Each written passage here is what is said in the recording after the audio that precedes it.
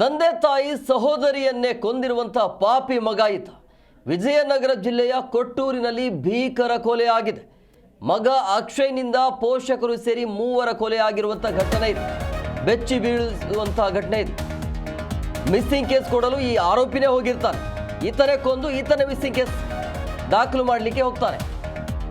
ಯಾವಾಗ ಕೇಸ್ ಪೊಲೀಸರಿಗೆ ಅನುಮಾನ ಬರುತ್ತಲ್ಲ ಆವಾಗ ಸತ್ಯ ಬಾಯಿ ಬಿಟ್ಟಿದ್ದಾನೆ ಈತ. ತಿಲಕನಗರ ಠಾಣೆಗೆ ಮಿಸ್ಸಿಂಗ್ ಕೇಸ್ ಕೊಡಲು ಹೋಗಿರ್ತಾನೆ ಈತ. ಪೊಲೀಸರಿಗೆ ಸಹಜವಾಗಿ ಅನುಮಾನ ಬರುತ್ತೆ, ಆವಾಗ ವಿಚಾರಣೆ ಮಾಡ್ತಾರೆ ಪೊಲೀಸರು.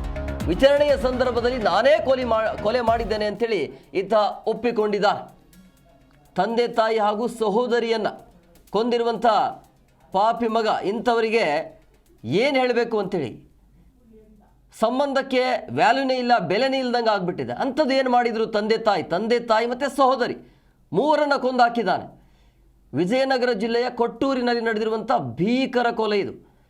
ಇವನು ಯಾಕೆ ಉಳಿಸಬೇಕು ಅಂತೇಳಿ, ಈ ವ್ಯಕ್ತಿ ಯಾಕೆ ಉಳಿಬೇಕು, ಈ ಬಗ್ಗೆ ಮತ್ತಷ್ಟು ಮಾಹಿತಿ ನೀಡ್ತಾರೆ ನಮ್ಮ ಪ್ರತಿನಿಧಿ ಮಂಜುನಾಥ್ ಹಿರೇಮಠ್ ಫೋನ್ ಸಂಪರ್ಕದಲ್ಲಿದ್ದಾರೆ. ಮಂಜುನಾಥ್, ನಿಜವಾಗ್ಲೂ ಕೂಡ ಬೇಸರ ಆಗತ್ತೆ ಈ ರೀತಿಯ ಘಟನೆ. ಅಂದರೆ ಸಂಬಂಧಕ್ಕೆ ವ್ಯಾಲ್ಯೂನೇ ಇಲ್ವಾ ಅಂತೇಳಿ, ಯಾವ ಕಾರಣಕ್ಕಾಗಿ ಕೊಲೆ ಅಂತೇಳಿ ಫ್ಯಾಮಿಲಿನ ಕೊಂದು ಹಾಕಿದಾನಲ್ಲ ಇವನು.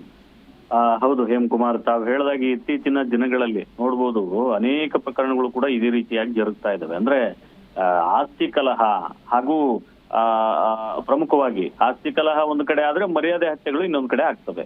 ಇದೇ ರೀತಿಯಾದಂತಹ ಪ್ರಕರಣ ಈಗ ವಿಜಯನಗರ ಜಿಲ್ಲೆ ಕೊಟ್ಟೂರಲ್ಲಿ ಘಟಿಸಿದೆ ಅಂತಾನೆ ಹೇಳ್ಬೋದು. ಅಕ್ಷಯ್ನಿಂದ ಅಂದ್ರೆ ಮಗನಾದಂತ ಅಕ್ಷಯ್ನಿಂದ ಪೋಷಕರನ್ನ, ಅದು ತಂದೆ ತಾಯಿ ಮತ್ತು ಸಹೋದರಿಯನ್ನ ಕೊಲೆ ಮಾಡ್ಬಿಟ್ಟು ಅದೇ ಮನೆಯಲ್ಲಿ ಹೂತು ಹಾಕಿರ್ತಕ್ಕಂತಹ ಹೃದಯ ವಿದ್ರಾವಕ ಘಟನೆ ನಡೆದಿರ್ತಕ್ಕಂಥದ್ದು. ಈತೇನ್ ಮಾಡ್ತಾನೆ, 3 ಕೊಲೆ ಮಾಡಿದ ನಂತರ ಆತ ತನ್ನ ಮನೆಯಲ್ಲೇ ಅವರನ್ನ ಹೂತಾಕ್ತಾನೆ ಅನ್ನುವಂಥದ್ದು ಕೂಡ ಪ್ರಾಥಮಿಕ ಮೂಲಗಳ ಮಾಹಿತಿ ಕೂಡ ಗೊತ್ತಾಗ್ತಾ ಇದೆ. ಇನ್ನೊಂದ್ ಕಡೆ ಇವ್ರು 3 ಕೂಡ ಮಿಸ್ ಆಗಿದ್ದಾರೆ ಅಂತ ಹೇಳ್ಬಿಟ್ಟು ಆತ ಏನ್ ಮಾಡ್ತಾನೆ, ಬೆಂಗಳೂರಿಗೂ ಹೋಗ್ಬಿಟ್ಟು ಬೆಂಗಳೂರಿನ ತಿಲಕ್ ನಗರ ಪೊಲೀಸ್ ಠಾಣೆಯಲ್ಲಿ ಮಿಸ್ಸಿಂಗ್ ಕೇಸ್ ಕೂಡ ದಾಖಲು ಮಾಡ್ಕೊಳ್ತಾನೆ. ಅಲ್ಲಿರ್ತಕ್ಕಂಥ ಪೊಲೀಸರು ಈತನ ವರ್ತನೆಯ ಬಗ್ಗೆ ಅನುಮಾನವನ್ನು ಕೂಡ ವ್ಯಕ್ತಪಡಿಸ್ತಾರೆ. ಒಂದಿಷ್ಟು ಗಲಿಬಿಲಿ ಆಗ್ತಾ ಇರ್ತಾನೆ. ಕೇಳಿದಂತಹ ಪ್ರಶ್ನೆಗಳಿಗೆ ಸರಿಯಾದಂತ ಉತ್ತರವನ್ನು ಕೂಡ ಕೊಡೋದಿಲ್ಲ. ಹಾಗಾಗಿ ವಿಚಾರಣೆಯನ್ನ ಚುರುಕುಗೊಳಿಸಿದಾಗ ಪೊಲೀಸರಿಗೂ ಕೂಡ ಬೆಚ್ಚಿ ಬೀಳಿಸ್ತಕ್ಕಂಥ ಆಘಾತಕಾರಿ ಅಂಶ ಬೆಳಕಿಗೆ ಬರ್ತದೆ. ಆತ ಹೇಳ್ತಾನೆ ಒಂದ್ ಕಡೆ, ಇಲ್ಲ ನಾನೇ ಕೊಲೆ ಮಾಡಿದ್ದೀನಿ ಅನ್ನುವಂತಹ ಸತ್ಯವನ್ನು ಕೂಡ ಆತ ಬಾಯ್ಬಿಟ್ಟಿರ್ತಕ್ಕಂಥದ್ದು. ಈ ಪ್ರಕರಣ ಏನಿದೆ ಇದು ಆಸ್ತಿ ಕಲಹ ಅನ್ನುವಂಥದ್ದು ಕೂಡ ಮೇಲ್ನೋಟಕ್ಕೆ ಗೊತ್ತಾಗ್ತಾ ಇದೆ. ಆಸ್ತಿ ವಿಚಾರವಾಗಿ ಒಂದಿಷ್ಟು ಗಲಾಟೆ ಆಗಿತ್ತು ಮನೆಯಲ್ಲಿ.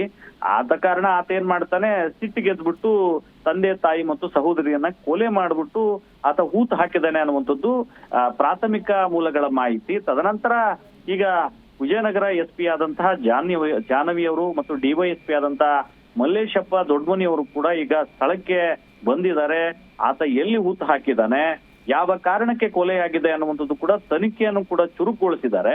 ಇನ್ನೊಂದ್ ಕಡೆ ಈತೇನಾದ್ರೂ ಮಾನಸಿಕ ಅಸ್ವಸ್ಥರಂತೆ ಕಾಣ್ತಾ ಇದ್ದಾನ, ಯಾಕೆ ಕೊಲೆ ಮಾಡಿದಾನೆ ಅನ್ನುವಂಥದ್ದು ಕೂಡ ಇಡೀ ವಿಜಯನಗರ ಜಿಲ್ಲೆಯಲ್ಲಿ, ಯಾಕಂದ್ರೆ ಈ ಟ್ರಿಪಲ್ ಮರ್ಡರ್ ಒಂದೇ ದಿನ ಈ ರೀತಿಯಾದಂತ ಒಂದು ಟ್ರಿಪಲ್ ಮರ್ಡರ್ ಬೆಳಕಿಗೆ ಬಂದಿರತಕ್ಕಂಥದ್ದು ಇಡೀ ಕೊಟ್ಟೂರು ಜನತೆಯನ್ನೇ ಬೆಚ್ಚಿ ಬೀಳಿಸಿರ್ತಕ್ಕಂಥದ್ದು. ಹಾಗಾಗಿ ಇಡೀ ಕೊಟ್ಟೂರಿನ ಜನ ಈ ಏನ್ ಕೊಲೆ ನಡೆದ ಸ್ಥಳದಲ್ಲಿ ಜನ ಕೂಡ ಜಮಾವಣೆಗೊಂಡಿದ್ದಾರೆ. ಪೊಲೀಸರು ಕೂಡ ಈಗ ಸ್ಥಳಕ್ಕೆ ಆಗಮಿಸಿದ್ದಾರೆ.